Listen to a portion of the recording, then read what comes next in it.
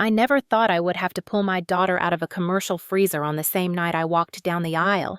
That was supposed to be the happiest day of our lives. We had renewed our vows after 15 years of building a life together through divorce, motherhood, and healing. I thought we were surrounded by family who loved us, who wanted to celebrate this milestone. But I was wrong. That night, while the music played and the candles flickered across white tablecloths, my 12-year-old daughter Lily disappeared. I stepped away from the reception for just a few minutes. When I came back, she was gone. People said she might be resting in one of the back rooms. Others waved me off, said not to worry that kids wander off sometimes. But I know my daughter. She does not wander. What I found instead was something that will haunt me for the rest of my life. Lily curled in the corner of a walk-in freezer in the hotel kitchen. Her lips were blue. Her hands were shaking. Her dress, the one she picked out with so much excitement, was soaked and stiff with cold. And standing nearby, acting like he had done nothing wrong, was my brother-in-law, Greg, my husband's younger brother. The one everyone said was charming, helpful, a little intense, but harmless. The one who smiled too much and asked too many questions. He looked at me like I was the problem, like I was overreacting. He even said that Lily needed to learn a lesson about lying. That moment changed everything. I didn't know then how far Greg would go to protect himself. I didn't know how deep his control ran or how many people were willing to look the other way. But I knew one thing for sure.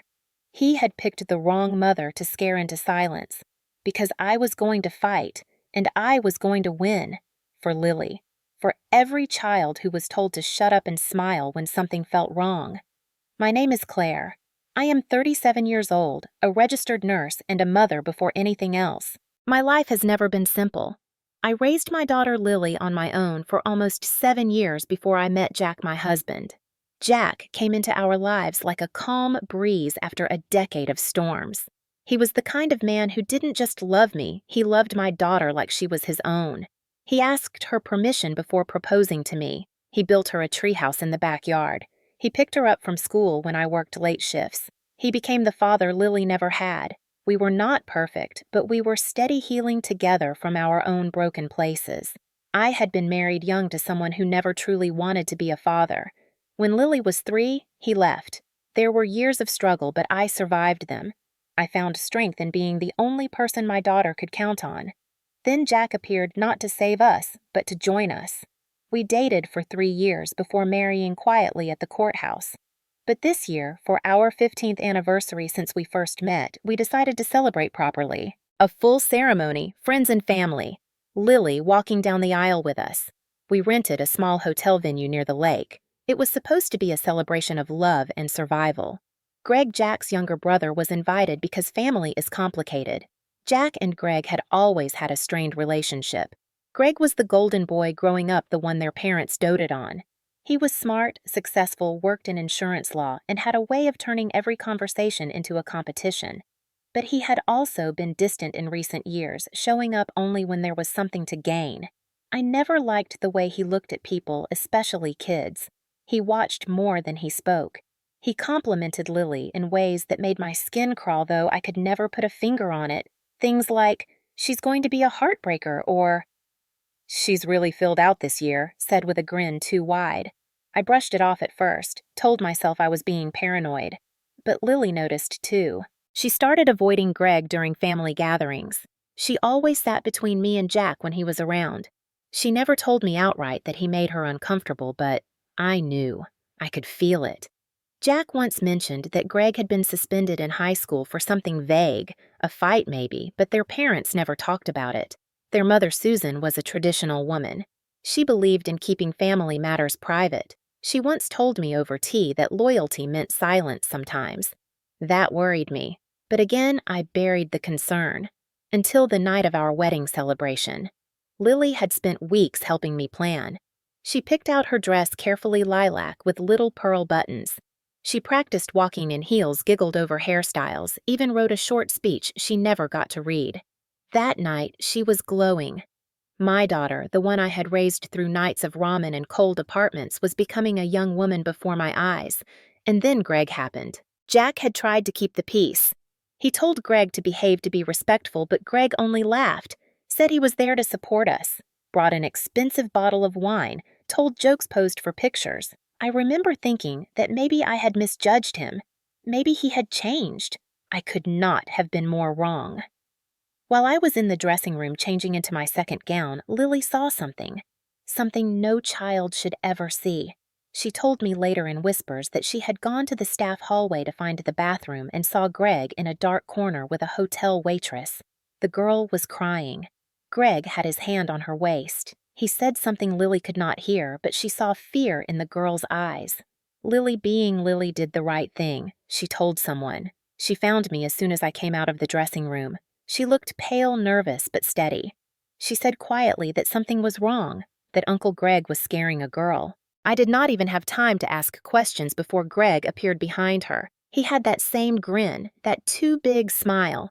He put a hand on Lily's shoulder and said he needed to borrow her for a quick surprise. And before I could stop him, they were gone. I searched for Lily immediately. Something about the way Greg touched her shoulder made my stomach clench. I asked the wedding coordinator if she had seen them. She hadn't. I walked through the main hall, checked the restroom, peeked into the bridal suite. Nothing. When I asked Greg's date, she shrugged and said he had gone to make a phone call. That didn't make sense. Why would he need Lily for a phone call? Panic started to rise in my chest, slow and creeping like ice in the veins. I found Jack and told him Lily was missing. He tried to calm me down, said maybe she had gone to get air. But I insisted something was wrong. Together, we started checking the back areas of the hotel. It was Jack who heard the faint banging sound first. We were near the kitchen entrance. He paused, turned toward a large silver door. A staff member was nearby. I asked what that door led to. The walk-in freezer, he said, for bulk storage. Jack grabbed the handle and yanked it open.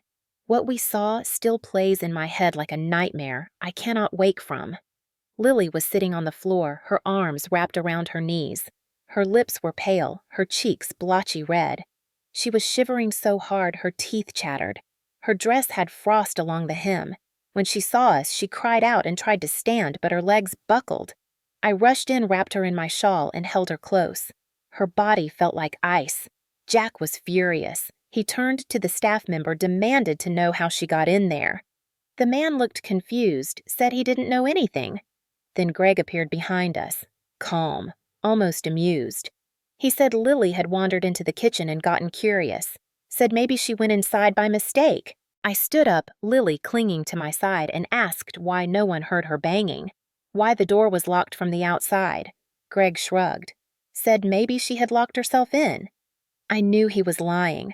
Lily would never walk into a freezer. She hated the cold. She always carried a sweater even in summer. She was still shaking when we got her into the lobby. I called 911 and an ambulance arrived within minutes. Jack argued with his brother while I rode with Lily to the hospital. They ran tests. She had mild hypothermia. The doctor said she was lucky we found her when we did. Any longer and she could have lost consciousness. When Lily finally calmed down, she told me everything. She said she had told me about Greg and the waitress because she thought the girl might be in danger. She said Greg had overheard her, grabbed her wrist hard enough to leave marks, and dragged her down the hallway. She thought he was going to take her back to the reception. But instead, he opened the freezer, shoved her inside, and closed the door. She screamed. She banged. No one came. She had started to believe she was going to die. I held her as she cried. My little girl, the one who tried to do the right thing, the one who paid for it in fear and cold and silence. Jack met us at the hospital later that night. He was quiet, pale. I asked what happened after I left. He said Greg denied everything, that his mother begged him not to cause a scene, that a few relatives said Lily was probably confused. I felt something inside me harden. They were going to protect him, no matter what, just like always. But not this time. This time, I was going to protect my daughter, and I was going to make sure Greg never hurt another girl again. We didn't sleep that night. Lily kept waking up in a panic, her breathing shallow and fast. She would throw off the blankets and cry that she couldn't move, that the cold was still on her skin. I lay beside her, stroking her hair, whispering that she was safe now that I would never let him near her again. Jack sat at the foot of the bed, staring at the wall. He had never looked so broken. The next morning, we took pictures of the bruises on Lily's wrist. I made copies of the hospital discharge papers. I called a lawyer I knew from work, someone who specialized in child protection cases. She told me we needed to report everything to the police and Child Protective Services. I agreed, but when I called CPS, they already had a file open. Someone had made an anonymous report about us. The woman on the phone said it claimed we were emotionally abusing Lily, isolating her, making her paranoid. I felt my heart drop. Greg. It had to be him. He was moving fast, trying to flip the narrative before we could act. The next week was a blur of meetings. We spoke to officers, we gave our statements, but without video footage from the hotel, they said it would be hard to prove. Greg claimed he found Lily in the freezer and pulled her out, said he didn't know how she got in. He even had some relatives willing to back up that version of events. They said Lily had been acting strange all evening, that maybe she imagined it. Jack's mother stopped answering my calls. She had always liked me, always said I was good for Jack. Now, nothing. Total silence. Then Lily's school called. The guidance counselor wanted to speak with us. Someone had reported concerns. Lily had been distracted, anxious. Another anonymous tip. We met with the school. They asked questions. They watched us closely. I brought the hospital documents. I explained everything. I saw the flicker of doubt in the counselor's eyes. She didn't say it, but I knew what she was thinking. Maybe we were overreacting. Maybe we were trying to cover something up. Lily didn't want to go to school after that. Kids started whispering. One girl told her that her mom said Lily was unstable. Another said her uncle told her that Lily liked making up stories. Greg was poisoning the well. Quietly. Systematically. He was turning the world against us, one whisper at a time. Then the worst happened. Lily came home from school crying, clutching her phone. Someone had made a fake Instagram account in her name. It was full of disturbing images, dark quotes about death, pictures of knives and pills. Some of her classmates had followed it thinking it was real. One girl's mother called the school in alarm. The principal called us in again. We explained that Lily didn't make the account, that someone was impersonating her. The school said they would investigate, but they looked at us like we were lying, like maybe our daughter really was disturbed. I stayed up that night checking every lock in the house. I sat outside Lily's room with a baseball bat across my lap. Jack tried to stay strong, but I saw him cry in the garage. He blamed himself, said he should have done more at the wedding. I told him it wasn't his fault. It was Greg, and Greg was going to pay. But first we had to gather proof. Real proof. The kind no one could deny. I started keeping a journal of everything, every message, every phone call, every conversation that felt off. I recorded my own thoughts too, just in case someone ever tried to twist my words. Jack thought I was being paranoid, but I wasn't. I was preparing for war. Greg was far more dangerous than we had realized. One morning, Jack's cousin Madison called. She said Greg had been talking about Lily, saying she was troubled, maybe needed psychiatric help. He never said it outright, but the implication was clear. He was building a narrative. One where Lily was unstable, where I was overbearing, where Jack was too passive to see the damage. I told Madison the truth. She was quiet. Then she said, "Claire, you need to be careful." Greg doesn't stop. That same afternoon, someone left a voicemail on our home phone. It was distorted like the caller was using a voice changer. The message said we should stop digging or we'd regret it. Lily heard it before I did. She didn't say anything, just walked to her room and locked the door. That night, I found her sitting in her closet hugging a stuffed animal she hadn't touched in years. She whispered, "I feel like I'm going crazy." My heart shattered. Jack contacted a friend of his, a tech guy who used to work in cybersecurity. We gave him Lily's phone and the school's IP logs. Within hours, he traced the fake Instagram account to an IP address registered to Greg's office. We printed everything. Screenshots, logs, timestamps. Then we waited. We couldn't go to the police yet, not without a larger pattern. One fake account wasn't enough to prove a campaign of harassment. We needed more. Jack started going through old family videos on his computer, hoping to find something that would show Greg's behavior toward Lily. What he found was worse. In several clips, Greg was in the background filming Lily with his own phone. At first, it seemed innocent. A family barbecue, Lily blowing out birthday candles. But in every video, Greg's focus was always on her. Zoomed in, lingering too long. One clip showed him hiding his phone behind a soda can while she opened gifts. Another had him slowly panning the camera across a group of kids, then locking onto Lily for nearly 30 seconds. We watched them all in silence. Jack's hands trembled. He said, "He's been watching her for years." We checked his mother's laptop, hoping maybe Greg had synced some files by accident. Years ago, he had set up her email and cloud backup. We found the access point. Her desktop still had access to Greg's cloud storage. It was risky, but we opened it. Inside were folders, dozens of them. Names of children, dates, videos, notes.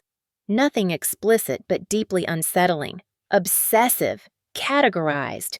One folder was labeled Lily 2021. I clicked it. Videos from school events, family holidays, even a file from Lily's soccer practice. I couldn't breathe. I copied everything to a hard drive. We backed it up 3 times. That night we didn't speak, just sat in the living room with the files spread out like crime scene photos. We had enough to go to the police, but something held us back. Fear. Once we started this, there would be no turning back. Greg would come at us with everything he had. Legal threats, public smear campaigns, maybe worse.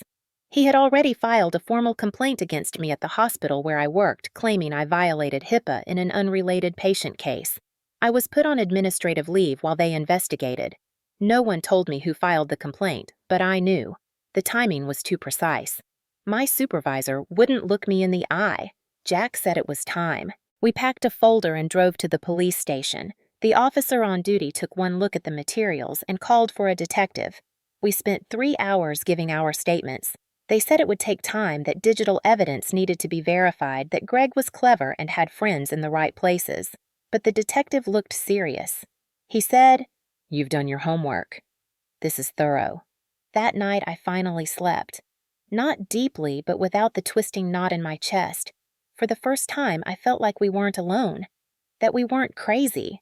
That maybe, just maybe, we were going to be believed. We knew Greg wouldn't stay quiet for long, and he didn't. The morning after we spoke to the detective, Jack's mother called. Her voice was cold, distant. She asked why we were trying to tear the family apart. I told her we weren't. I told her we were protecting Lily. She didn't respond. Then she said something that chilled me. She said, "Greg told me you're trying to steal my money, that you planted those files on his account."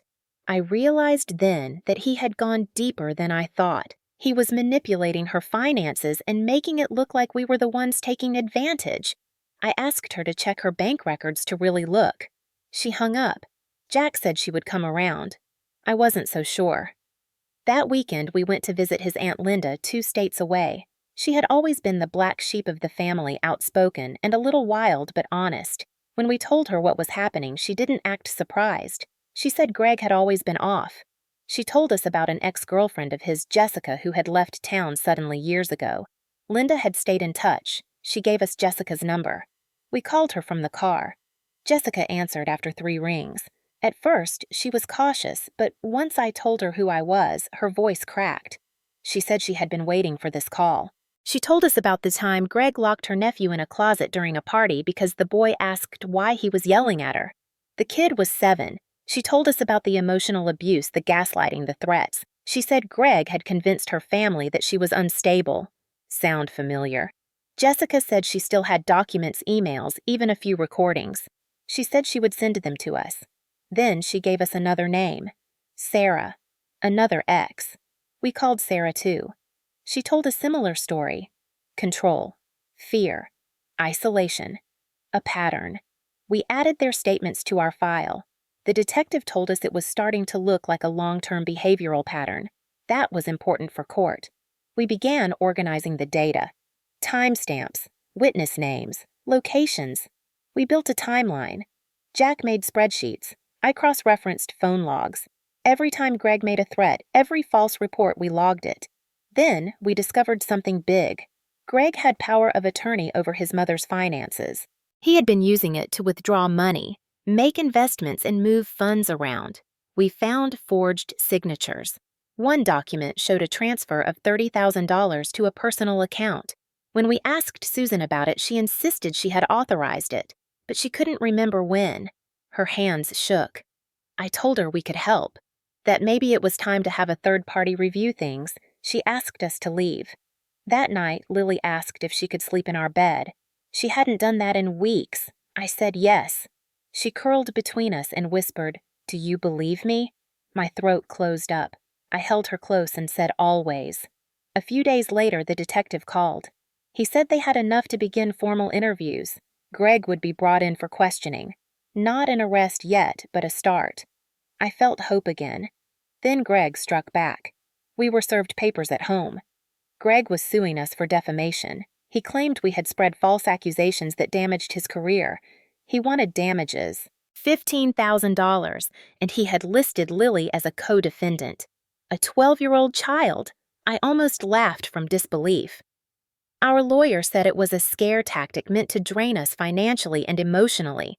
He said no judge would take it seriously, but we still had to respond, still had to pay for representation. We couldn't afford that kind of battle, but we also couldn't back down. Not now, not when we were so close. I started a folder labeled Counterattack. Inside, I put everything: video stills, emails, audio clips, financial records. I even printed screenshots of every social media smear he had posted or liked. We were going to bury him with facts. That weekend, we made another breakthrough.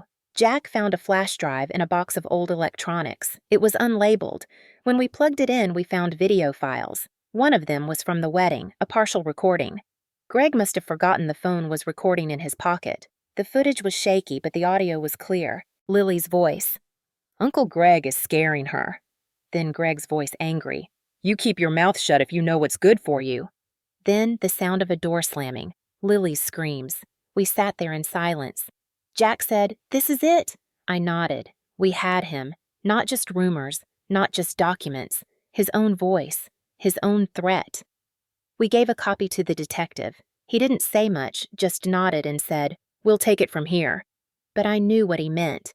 Greg's story was starting to crumble. Once the audio from the wedding was in the hands of the detective, everything started moving faster. Greg was brought in for questioning the next day. He denied everything, of course. Said the audio was manipulated, that the voices weren't his. But he couldn't explain how it had ended up on his own cloud account. He claimed we hacked him, that we planted the files. The detective didn't buy it, and neither did the district attorney. A formal investigation was opened into Greg's financial dealings with his mother. They pulled bank statements, power of attorney documents, and even started talking to other elderly clients he had worked with through his law firm. That's when the second twist hit. One of his former clients, a retired teacher named Edna, had noticed strange withdrawals from her account for years. When the police contacted her, she broke down. She had always trusted Greg. He handled her estate, her living will, her medical proxy. But now, looking back, she realized how many things hadn't made sense. With her testimony and the documents we provided, the case widened. Greg was now being investigated for elder abuse and financial exploitation. Then came the moment I had waited for. The detective called and asked us to come in. He played a new audio file for us. It was from a wiretap placed during Greg's visit with one of his colleagues. Greg was ranting, angry, paranoid. He said things like, "They're trying to ruin me, and the little brat doesn't know when to keep her mouth shut." That was enough. A judge signed a warrant for Greg's arrest. They picked him up outside his office. He was in his car, probably trying to run.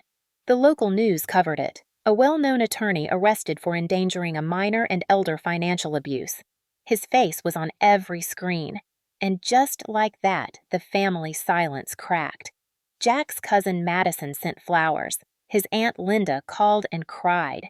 Even his mother Susan reached out. She said she had gone through her finances and found over $40,000 missing. Checks she didn't remember writing. Documents she never signed. She said she was sorry. She said she had chosen to believe the son who smiled and told jokes, not the one who had been quietly warning her. I didn't say much. I just listened. She asked if we could help her press charges. I said yes. The trial took months to prepare. Our lawyer built a timeline of events so detailed it read like a documentary script. Lily's school records therapy notes, the Instagram account, the voicemail, the fake CPS report. the hospital visit, the cloud backups, and of course the wedding audio. We subpoenaed Greg's phone records and found that the tip to CPS had been made from a burner phone he had purchased 2 days before Lily was found in the freezer. That was the nail in the coffin. During discovery, Greg's legal team tried to suppress the evidence. They claimed the audio violated privacy laws. The judge disagreed, said the content was too important to ignore. When the trial began, I was nervous. Lily was called to testify. We had spent weeks preparing her with a child advocate. She walked to the stand holding my hand. She looked small, but her voice didn't shake. She told the truth. Every word. Greg didn't look at her once. Then Jessica testified. She flew in from Colorado, told the court about the closet, the threats, the manipulation. Sarah followed, confirming the pattern. Then came the documents, financial statements with forged signatures. Susan testified, eyes full of regret, voice steady. Edna, the retired teacher, gave her statement via video call. Then the detective played the wiretap, Greg's voice venomous and unmistakable. When it was Jack's turn, he broke down on the stand. Said he had failed to protect his family. Said his brother had fooled him for too long. Then it was my turn. I told the court everything. From the moment Lily was born to the moment I pulled her out of that freezer. I told them about the nights she couldn't sleep, the fear in her eyes, the way she asked if we believed her. I said yes. Always yes. Greg took the stand last, against his lawyer's advice. He tried to act composed, said we were vengeful, that we wanted money and attention. But then the prosecutor asked why he filmed Lily so much, why he had folders with her name, why he had called her a brat on a recording. His mask slipped. He yelled, said we were all liars, said kids today were soft, that sometimes they needed to learn respect. The courtroom went silent. The jury took less than 3 hours. Guilty on all counts. The judge sentenced him to 8 years in prison. I wish it were longer, but I'll take it. Lily smiled for the first time in weeks. She asked if it was over. I said yes. For now it was. After the verdict, everything changed. The silence that once protected Greg cracked wide open. News outlets picked up the story. A trusted attorney accused of locking his niece in a freezer and stealing from elderly clients. Headlines spread fast. Local stations ran the footage of his arrest interviews with people who had once defended him, now shaking their heads in disbelief. His law firm dropped him immediately. Clients began calling for their files. His reputation, carefully crafted over 2 decades, unraveled in a matter of days. People who once turned a blind eye started coming forward. A former paralegal contacted us anonymously. She said Greg often bragged about manipulating documents and intimidating witnesses. She had kept copies. We handed them to the detective. It only strengthened the case against him for financial fraud. Meanwhile, our own lives began to stabilize. Lily returned to school with a new counselor assigned by the district. She started meeting with a trauma therapist who specialized in child victims of family abuse. Slowly, the nightmares faded. She began drawing again, laughing more freely, walking with her shoulders a little straighter. Jack took a leave from work to be with her full time. He said he wanted to make up for not seeing the signs sooner. I told him he had nothing to prove, but I also knew he needed that time to heal alongside her. My suspension at the hospital was lifted once it became clear the complaint had no merit. My supervisor apologized, but I didn't need the words. Just being back felt like a step toward normal. But not everyone in the family accepted the truth. Some relatives insisted we had exaggerated, that Greg was troubled, yes, but not dangerous, that airing dirty laundry had humiliated them. We didn't argue. We simply stopped inviting them. Our circle grew smaller but stronger. Aunt Linda became a regular visitor. Madison dropped off meals and picked Lily up from art class. Susan, Jack's mother, started attending therapy herself. She said she needed to understand how she had ignored so much for so long. I respected that. One evening she brought over a new will. It left equal shares to her children except Greg. He was written out completely.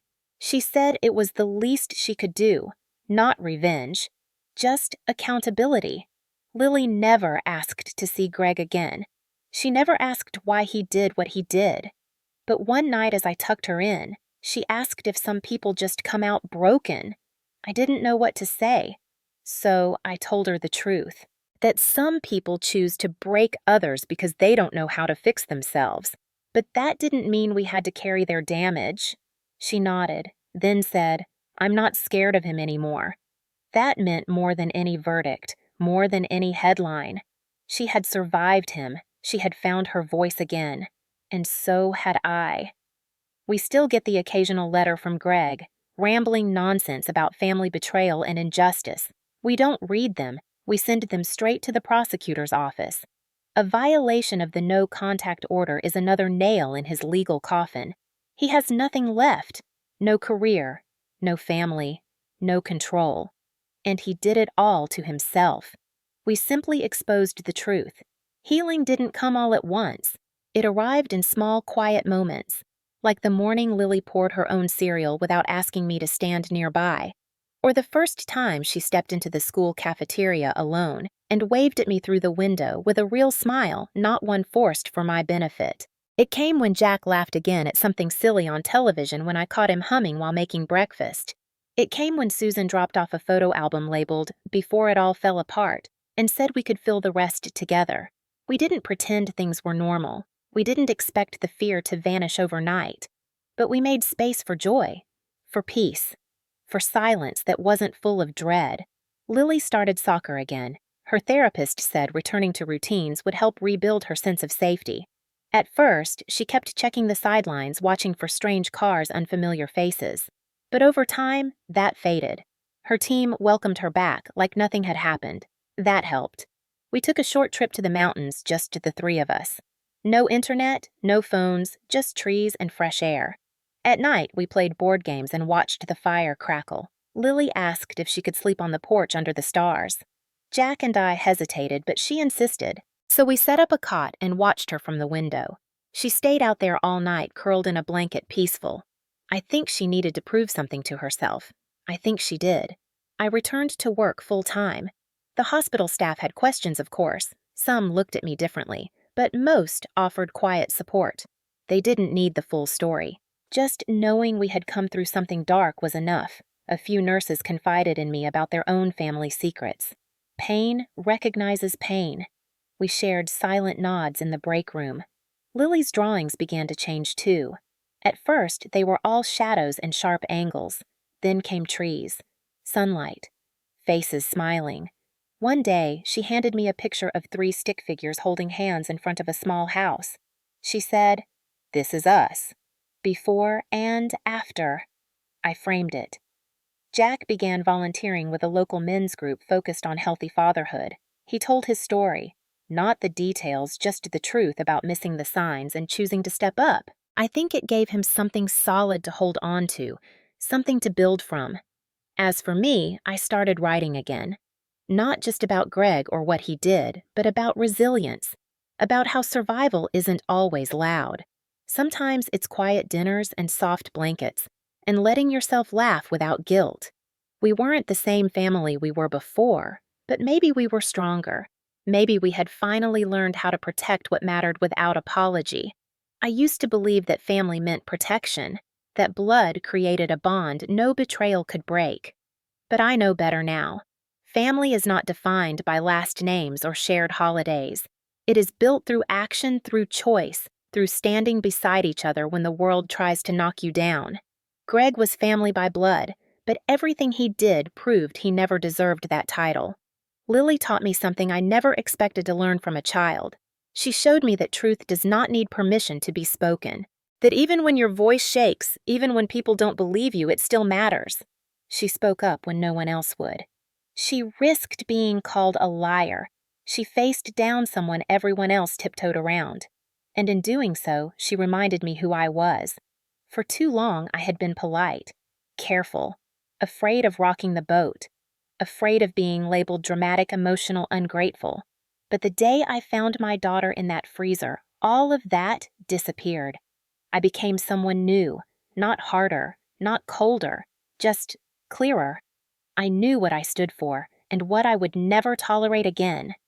People asked me later why I didn't just let it go, why we pressed charges exposed, everything went public. The truth is, I didn't have a choice. If I had stayed silent, I would have been complicit. I would have told Lily through my inaction that what happened to her didn't matter. And I couldn't do that. Not to her. Not to myself. Greg sits in a prison cell now. 8 years. It's not enough for what he did, but it's something. He has time to think, time to remember every lie, every stolen dollar, every moment he used fear to keep others quiet. Meanwhile, we live. We laugh. We heal. We build something new from the ashes of what he tried to destroy. Lily is 13 now. She's growing taller, stronger, wiser. She still asks hard questions, still sees more than most kids her age, but she also sings again, dances in the kitchen, tells terrible jokes that make us groan and smile at the same time. One night not long ago, she asked if people like Greg ever really change. I didn't know what to say, so I told her the truth. Some people spend their whole lives building walls around their wrongs. They bury their shame in control and blame. But some of us choose differently. We take the pain, the fear, the anger, and we turn it into something better. We choose to speak, to protect, to love fiercely, to never let silence be the answer again. She nodded, then said, I think we're the better kind of people. I believe she's right. We are not who we were before.